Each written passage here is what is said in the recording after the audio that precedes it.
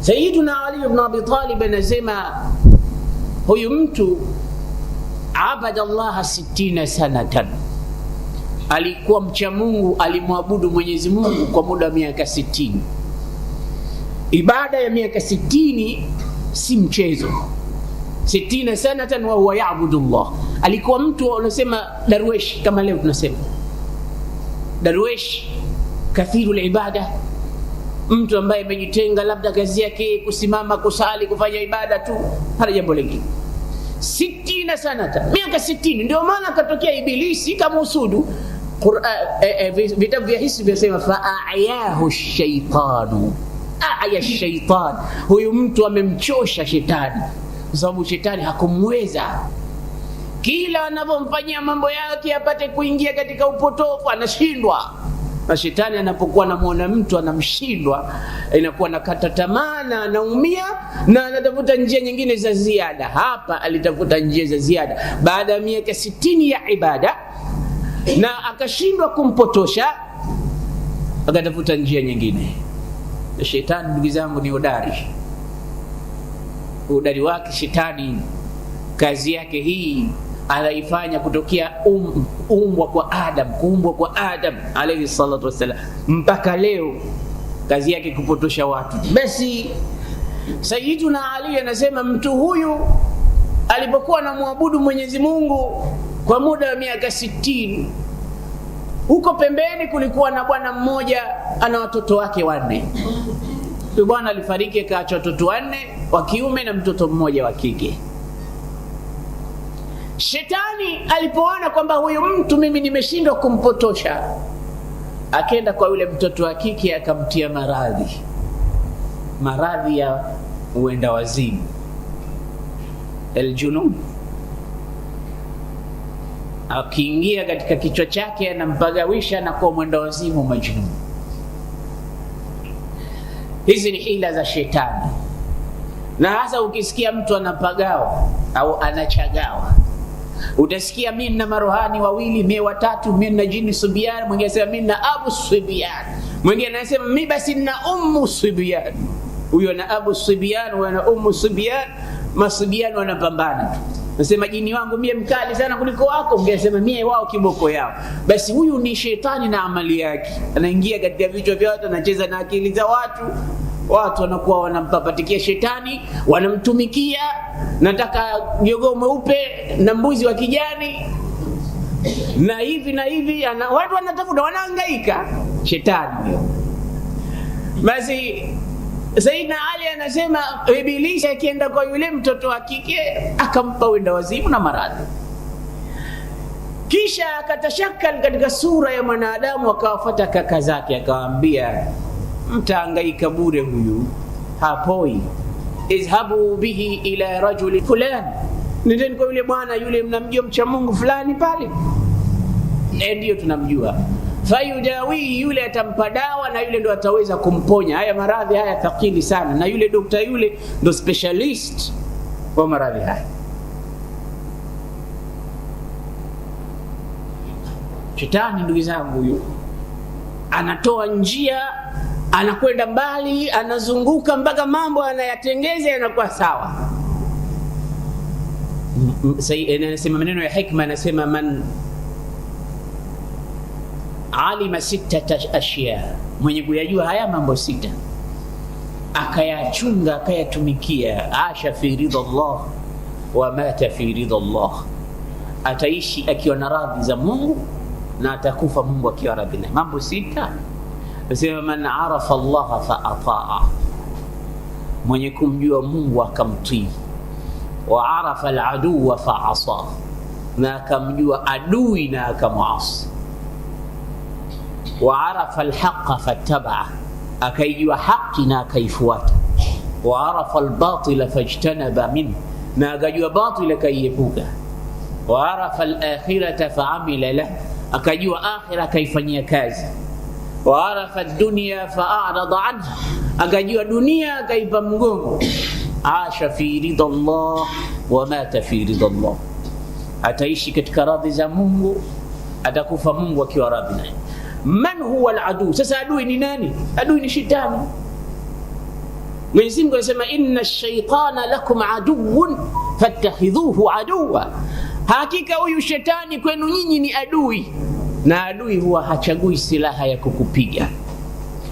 Adui silaha yoyote itakayoangukia mkononi mwake, hiyo ni silaha anayotaka kukumaliza nayo. Na ikiwa unajua kwamba adui yako anataka kukumaliza na unajua kwamba anataka kukumaliza, mmalize wewe kwanza kabla haja kumaliza. Je, sisi tuna silaha za kummaliza shaitan ambaye yuayishuna, yuko pamoja nasi katika maisha yetu, anaingia katika majumba yetu, pamoja nasi anakula, pamoja nasi anaingilia wake zetu, na yeye anaingia kila kitu, ana yuayishuna. Ikifika mahali mtu akiingia nyumbani kwake bila bismillah, anawaambia watoto wake adraktumul mabita wat ta'ama inda hadha ar-rajul, njoni, hili jitu jahili limeingia nyumbani kwake, halijui silaha za kutupiga sisi, mmepata malazi hapa hapa, mmepata chakula hapa hapa, na mkewe anapokwenda kustarehe naye, na nyinyi ingieni naye, stareheni pamoja. Alafu anazaliwa mtoto ana akili 40 kwa sababu umeshiriki na shetani katika kitendo cha jimaa. Lakini unaposema bismillah, Allahumma jannibna ash-shaytan wa jannib ash-shaytan ma razaqtana, Mwenyezi Mungu anakukinga. Hizi ni silaha za shaytan. Sasa anamwambia idhabu biha ila fulan sayudawiha, nendeni naye mtoto wenu, binti yenu, ndugu yenu, ukhti yenu kwa fulani, atampa dawa, atapoa. Akhadhuha ilayhi, wakamchukua wakampeleka, akamwambia tumesikia sifa zako kwamba unatoa dawa, kwa tumekuletea binti ukhti yetu huyu, mpe dawa, wewe ndo mganga sasa, wewe ndo tabibu.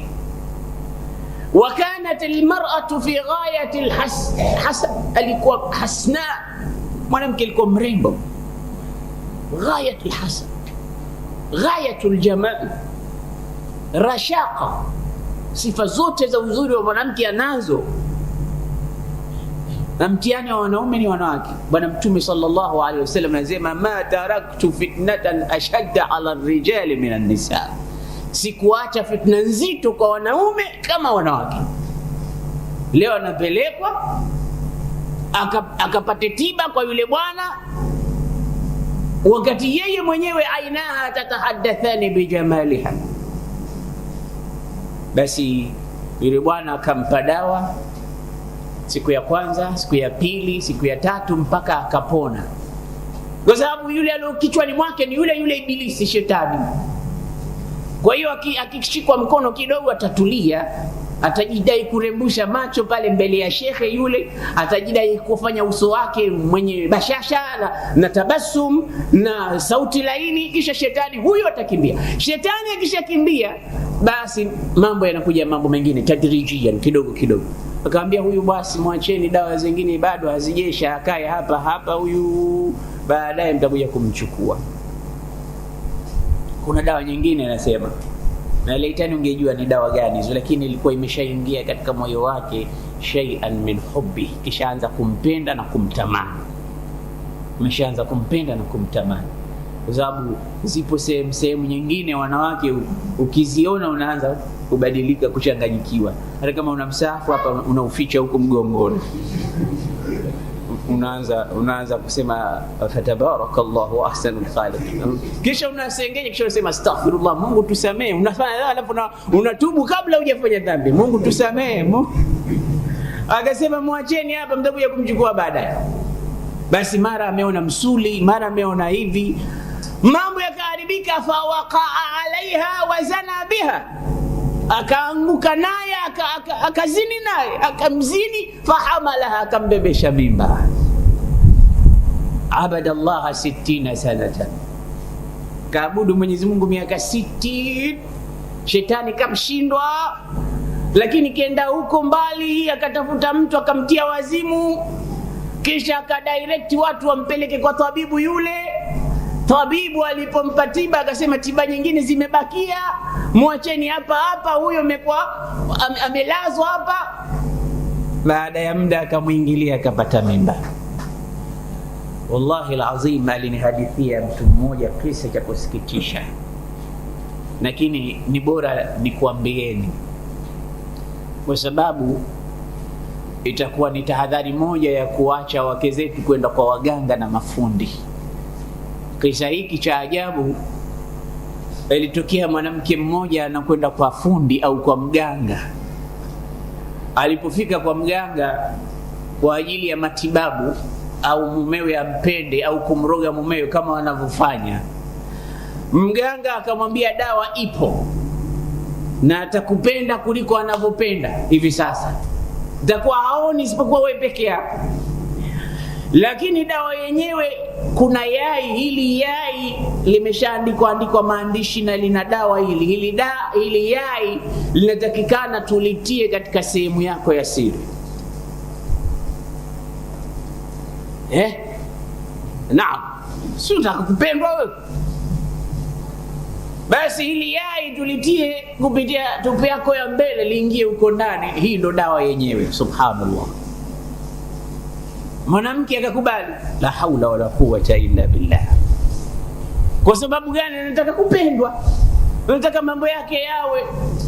Na wanawake wana mambo mengine hata watoto hawafanyi.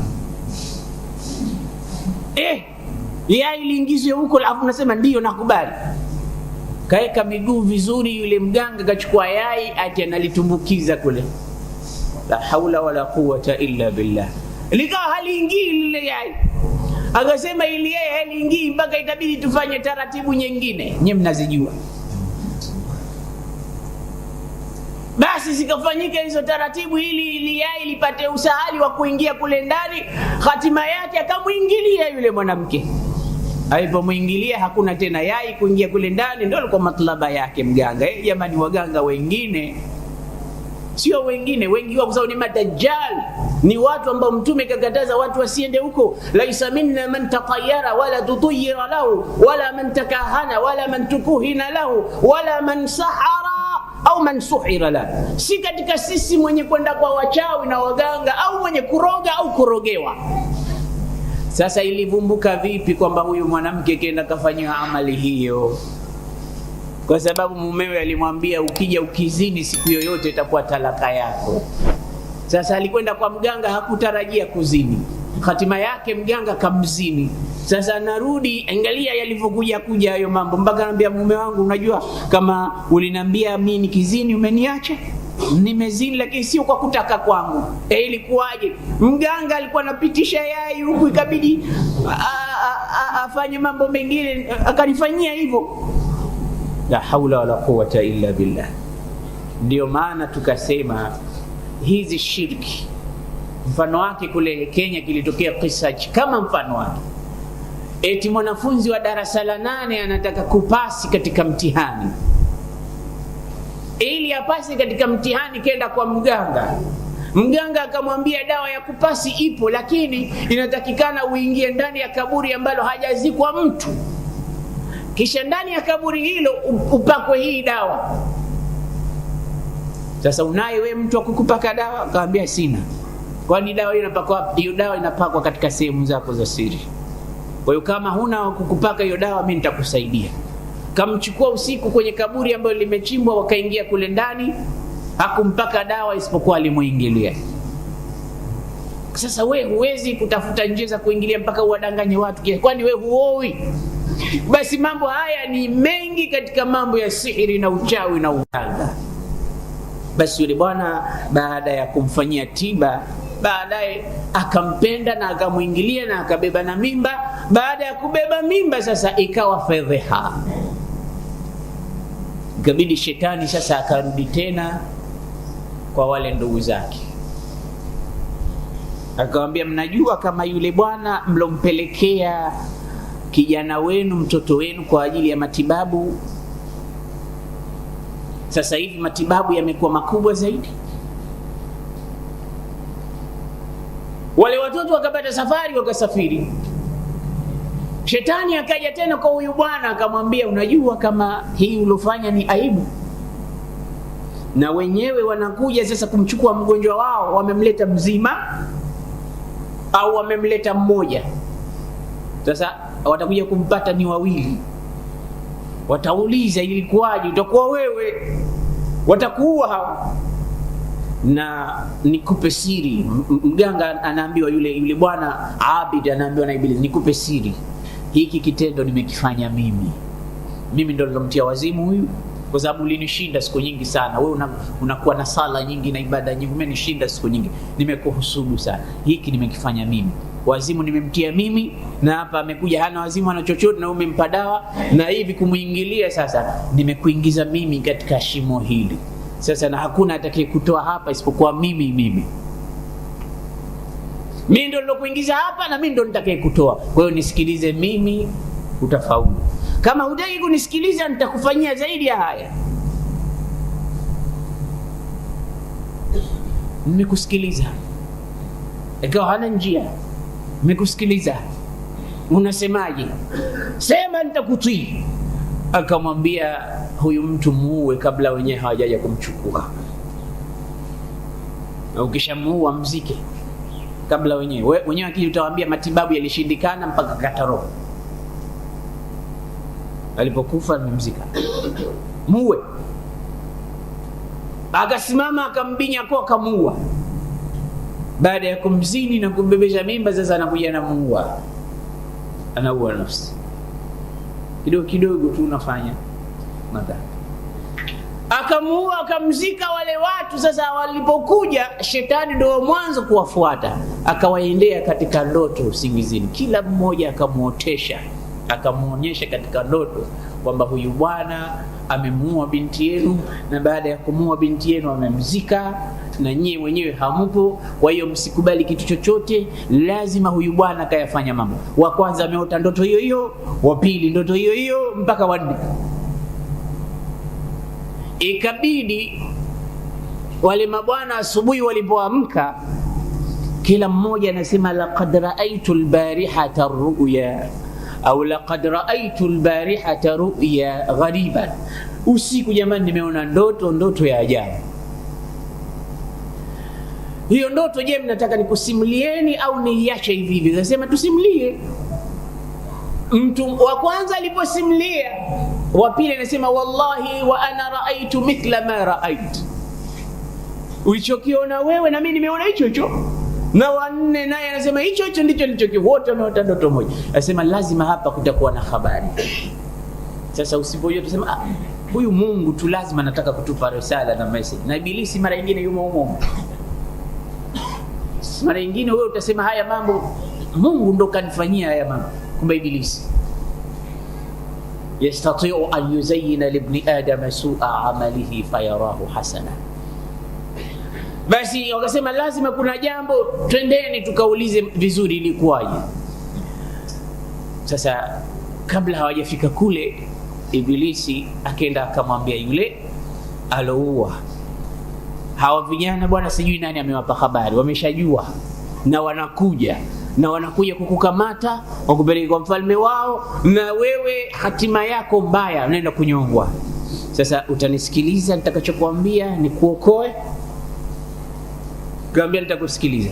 Akaambia naomba unisujudie kama vile ulivyokuwa unamsujudia Mungu wako siku hizo zote. Hilo ndo langu moja tu. Ukifanya hivyo na kuokoa. Vipi? Usjudu li sajdatan wahida. Sijida moja tu, mara moja tu. Wewe umemsujudia Mungu miaka 60, mimi mara moja tu. Mara moja. Ukinisujudia mimi, unqidhuka min hadhihi alwailat, nitakutoa katika hii habari mbaya, mimi nitakuokoa, nitakuwa sahibi yako. Nikamwambia hivyo, kaambia sawa. Basi yule bwana akasujudu kumsujudia Iblis. La sujuda illa lillah. Hakuna sijida ndugu zanguni kwa mtu yoyote asiyekuwa Allah subhanahu wa ta'ala. Unapokwenda kumsujudia kiumbe au jiwe au mzimu au kitu chochote, umemshirikisha Mwenyezi Mungu. Wa man yushrik billahi faqad harrama Allahu alayhi aljanna. Na mwenye kumshirikisha Mungu amesema haramu pepo kuingia mtu mshirikina. Huyu bwana kishaingia katika mlango wa shirki kwa upana kabisa. Kasujudu kumsujudia Ibilisi. Aliposujudu akimaliza tu, wale wamekuja watoto wakamuuliza, bwana sisi tumeota kwamba umemuua binti yetu. Wakafukua pale mahali wakapata mwili wake, mwili ambao ni wa mwanamke aliyekuwa amebeba mimba. Wakasema kwanza umemtia mimba alafu umemuua, hatukubali. Nani anakubali hayo? Wakamchukua mpaka kwa mfalme yule, namtizama, vipi umeniambia utanisaidia, hawa wanaenda kuniua. Akamwambia inni bari'un minka inni akhafu Allah rabbal alamin. Mimi niko mbali nawe, mimi namuogopa Mungu, wewe umuogopi hata Mungu? Unanisujudia mimi, kwani ulisikia mimi nasujudiwa? Inni akhafu Allah rabbal alamin. Nenda bwana, sina msaada wote mimi kukupa. Mimi namuogopa Allah, Mola wa viumbe vyote. Akachukuliwa akapelekwa kwa mfalme wao, akauawa. Ibilisi hakumsaidia na kitu chochote. Fakana aqibatahuma annahuma fi an-nar khalidain fi. Mwisho wake ikawa wote wawili wako katika moto, Ibilisi na huyu bwana. Huyu bwana wanamtaja baadhi ya qisas, baadhi ya muarrikhina wanasema jina lake akiitwa Barsisa. Sasa Mtume sallallahu alaihi sayyidina Ali ibn Abi Talib karramallahu wajha anaisimulia hii riwaya kwamba alikuwa mtu anaabudu kwa muda wa miaka 60, lakini mwisho wake umekuwa ndio ukiomba dua, muambie Mwenyezi Mungu, ya Rabbi nipe hatima njema, nikiondoka ulimwenguni niondoke katika hatima njema. Anasema innamal a'malu bil khawatim, hakika amali bora zinatizama ule mwisho wa amali yake. Unapokuwa unajiona we mtu mzima au unajiona ndo umri umeshapanda huko, basi ile ndo age ya kufanya mema zaidi. Na haina maana kwamba ukijiona mtoto ndo ufanye maasi, unaweza katika pale pale ukiwa mtoto. Kwa hiyo wewe kama hujui lini utaondoka katika ulimwengu, kila siku ihesabu kwamba ni siku yako ya mwisho kuishi katika ulimwengu. Kwa hiyo idha sallaita salli salatan muwaddi'a, ukisali sala sema hii ndo sala yangu ya mwisho, sifiki kesho. Uipambe kama vile mtu anavyofanya kitu chake cha mwisho, kwa sababu mambo ya mwisho yanatakana kuwa mazuri. Kwa hiyo jitahidi kufanya amali zako, kwa kuwa wewe hujui utaondoka lini, hujui saa ya kuondoka ni saa ngapi, na Ibilisi uko nyuma kila mara anatufuata. Mara nyingine anatupata, mara nyingine tunampata yeye, na mara nyingi sana Ibilisi ana werevu wa kufanya mambo kwa njia mbalimbali ya kumuingiza mtu katika shimo bila yeye kujua, akidhani kwamba haya mambo labda yanakwenda kwa bahati yake au kwa sababu ya neema au Mungu anampenda au kwa kheri zake au kwa mambo kama hayo. Ni vyema tugutuke mapema.